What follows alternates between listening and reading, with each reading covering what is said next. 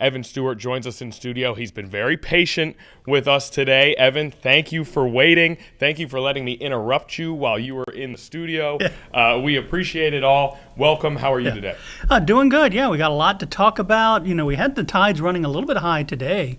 Had some issues with some roads that were closed in Chesapeake and Norfolk because of the high tides.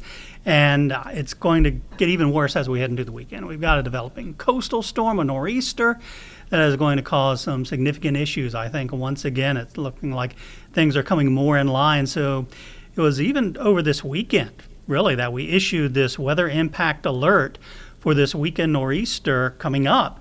And we were saying, you know, we were seeing things starting to develop, and we initially said on Sunday, and we extended it into Monday morning. So another coastal storm that is going to bring us heavy rain, gusty winds, tidal issues. So you're doing what you need to do. You're staying weather aware. And the storm hasn't even formed. As we take a look at the satellite and radar around the area today, you know, we have a few clouds that are moving in. And as we look off towards the south, you know, we got some clouds and some showers that are down here, off the coast of South Carolina and Georgia. And the actual part of the nor'easter, you can't even see it. It's an upper level low that is sort of developing, back in here, that is going to dive southward and then really start to develop into this weekend off the southeast coastline and work its way northward. So that's our big concern. I want to briefly mention some of the tides that we had today. I had said how we had some roads closed. You know, we did get up to 4.6 feet at Sewell's Point, which is considered minor tidal flooding. And that isn't even associated with this coastal storm.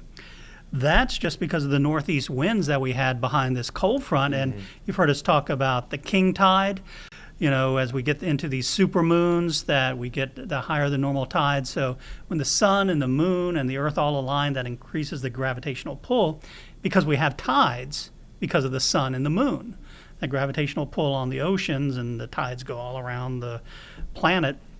And when we have these, when we have the supermoon, that enhances things as well. So let's get into this weekend forecast then.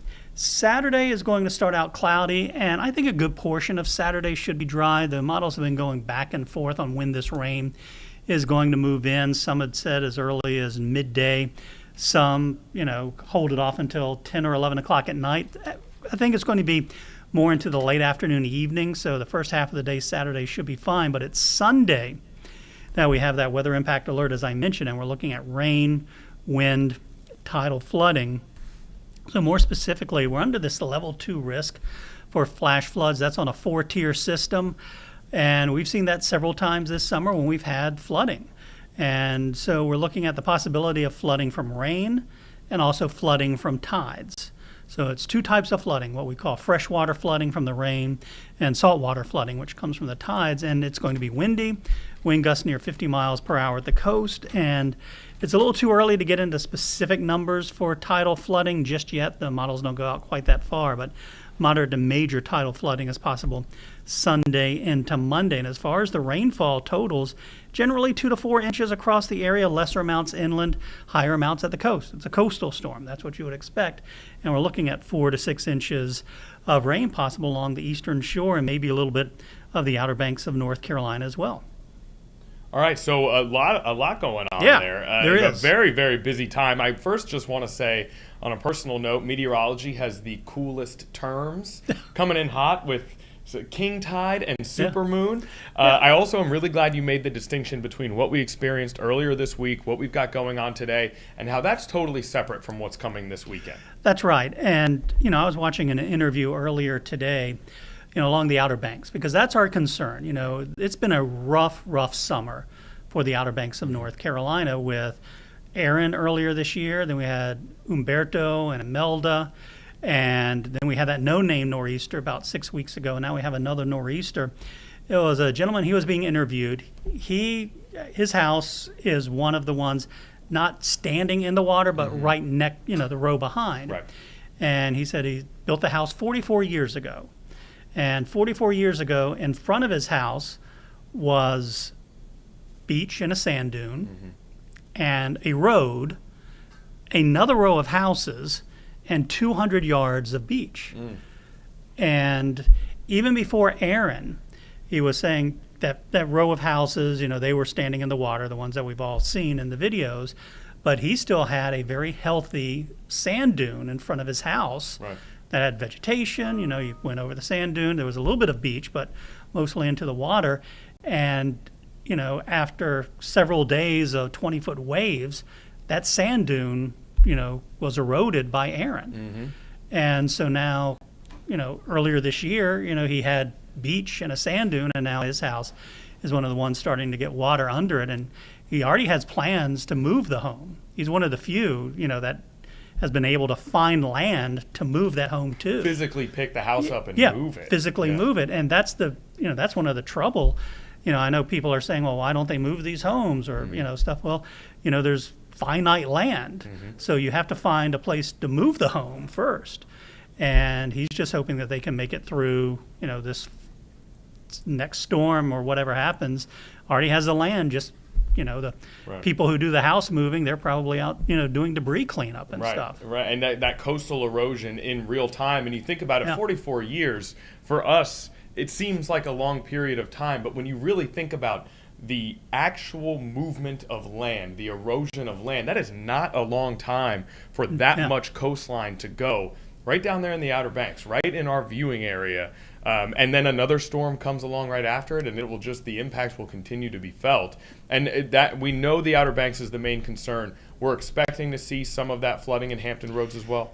Yeah, you remember a few weeks ago, when we had that sort of no-name nor'easter, we had, flooding in Norfolk, flooding in areas of Virginia Beach. You might remember even coastal Virginia Beach, you had like 7-8 inches of rain, from that no-named nor'easter.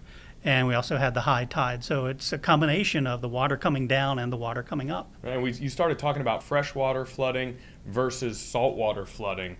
We're expecting both in this situation. Is there a difference between, obviously the type of water, but in terms of their impacts, is there a difference? Well, they impact different areas. Bottom line, flooding is flooding. Right. To people watching, if your house gets flooded, you don't care whether it came from the rain or whether it came from the tides. Right.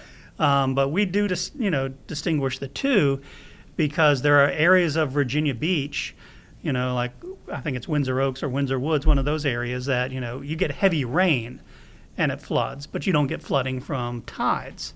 You have other areas, right along the rivers, that you get flooding from tides. And if it's a northeast wind, you'll get it in one area. If it's a southerly wind, you get flooding coming up from Back Bay. So, that's why we try to make the distinction between freshwater flooding, which is from the rain, and then saltwater flooding, which is tidal flooding coming from the bay, the ocean, the sounds, and the rivers. Yeah, and in my experience reporting and doing photography here, that Windsor Woods neighborhood, susceptible often to flooding. I want to ask, Monday morning, obviously everyone's getting ready to go to work, but we'll still be feeling some of these impacts. In terms of driving into work, getting to school, is that something you anticipate being tough? Yeah, I think there will still be some problems on Monday. Monday is a federal holiday, so that doesn't impact most of the school districts. I don't think there are any schools that are closed on Monday. Mm-hmm. And, of course, we got the government shutdown, which is impacting some people. But with Monday being a federal holiday, that might help things a little bit as far as the roadways. But still, if we've got those high tides, that are still continuing into Monday, and we're still a little bit far out to get into the exact numbers and specifics, there could still be some flooding issues. That high tide by that time is probably going to be more around 2-3 a.m. and 2-3 p.m. I haven't looked specifically at the tides on Monday, but just sort of knowing how they progress out, so it might not be during rush hour, or it might be, just starting to come down at the start of rush hour on Monday. Okay, gotcha. Very good. And anything else we need to know? It looks like we've got some beauty before we get into that little 3-day stretch or 2-day stretch, and then some really beautiful weather afterwards as well. We do, and something that I brought up last time, and you said you wanted me to keep tabs on it, was that fall foliage, because the coast is going to be nasty, but there are probably folks, who do have plans this weekend to go out to the mountains who are thinking, well, what's the mountain weather going to be like? Mm-hmm. Well, it'll be breezy, but things should be pretty good. But we're starting to get into moderate color here. This is the latest from explorefall.com, our folks and friends there, who are in western North Carolina. That's where they produce this graphic. And, they wanted me to remind people, of course, western North Carolina is open. after Helene last year, they lost out on a lot of the tourism, but they're getting into the moderate and high color around Asheville and Boone, and then up around Elkins, West Virginia. We're getting some moderate color. So the next couple of weekends, should be some good leaf viewing Start to see that conditions. change. Yeah, a little bit of crispiness coming in. That's right. Coming into this area. It looks like Charlottesville, Roanoke, Virginia Tech and UVA kind of already starting to see that real change. A lot of green still in the Hampton Roads, North Carolina area, that more temperate climate, which isn't a bad thing because it's still kind of nice and warm as well. I'm still t-shirt and shorts coming into work, so that's kind of nice. Can't complain about that part of it. All right, keeping track of the foliage. We've got the big storm this weekend. We want to make sure, Evan, that you get a chance to let everyone know. Evan comes in and spends 15 to 20 minutes in here with us every day, but that is a small slice of what this meteorology team is doing to make sure you're ready for this storm. People are going to want to keep tabs over the weekend when we don't necessarily have as many shows running. Let everybody know where they can go to find this information. Right. Well, we'll certainly, as things get bad, we'll be streaming here on 13 News Now Plus. But Weather Impact 24/7 is one of the other streaming channels that we have here on 13 News Now Plus. It's a great, stream of radar and satellite and, what's going on currently. But we also, like 7-8 times a day, the whole weather team are recording videos that are inserted there. We try to update it every 3 hours. So between newscasts, between live impact news, we're recording videos. That's what I was doing when Connor came and knocked on the door. But we're recording these videos that are just like what you would see in a newscast. So if you don't have a chance to check us out on air, Weather Impact 24/7. That's our streaming channel, and I think that's a great asset that is out there that people need to remember. Yeah, I can't stress this here's enough. a look at it right now. Yeah. Perfect. See, that is available all the time on 13 News Now Plus. You can keep an eye on everything that's going on all around the country. If you've got relatives or you're planning for a visit, and then of course you can move right into your area and get a very, very specific look at what's to come in terms of the forecast. And Evan was recording his video that he has to do every single day, multiple times a day. Well, we try to do it again every 3 hours. Every 3 hours. I walked into the studio, and right as I walked in, I heard Evan go, "Okay, I'm ready." And I was like, well, all right. This is not the best timing I've ever had, but still was able to chat with you for a little bit. You got back in there. And apologies to the producers who were helping with that video as well. Well, Evan, anything else that we need to know? We know you have a 1:30 meeting as well. It doesn't stop for Evan Stewart when he leaves the studio. Yeah, just stay weather aware. And, Sunday right now is not looking like a really nice day. It might be one of those days that you just kind of get indoors, binge something on television, watch some football games, and check out Weather Impact 24/7 every once in a while just to see what's going on. That's right. If there's a day where you're going to be trapped inside, a Sunday during football season, not too bad of an option. Maybe Nia Campbell can watch her Jacksonville Jaguars stay hot in the 2025 NFL season. Evan, thank you so much for everything you do. I hope that we'll see you tomorrow, and thanks for all the work you're going to put in this weekend on the storm. Yeah, well, we'll be here. Awesome. That was Evan Stewart, meteorologist extraordinaire here at 13 News Now, giving us a look at that forecast. Remember, tomorrow it's going to be beautiful, but there are storms coming, especially Sunday into Monday. Be as safe as you possibly can and stay weather aware.